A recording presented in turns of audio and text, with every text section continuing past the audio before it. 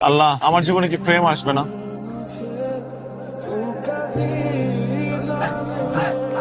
আরে কে আপনি? পরিচয় পরে দেওয়া যাবে। আমার পিছনে গুন্ডা, আপনি তাড়াতাড়ি গাড়িটা স্টার্ট দেন।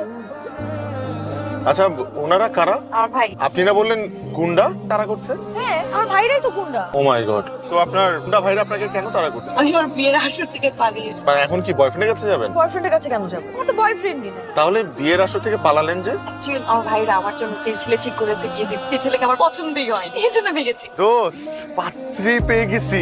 বলিস কি? একদম বিয়ের লেহেঙ্গা পরে রেডি, শুধু কবুল বলা বাকি। কিভাবে ভাই? অ্যাড্রেস দিচ্ছি, ওই অ্যাড্রেসে চলে আয় তাড়াতাড়ি। এই এত সুন্দর তুই কেমনে পটাইলি? এখনো পটাই নাই, পটাইতে হবে। বুঝতে পারছি, টাকার ব্যবস্থা করতে হবে তো, কোনো টেনশন নেই। এটাই তো রাখতে সমস্যা। বলছিলাম না যে যেখানে যাস রাত 10টার মধ্যে বাসায় ফিরতে হবে। আসসালামু আলাইকুম আন্টি।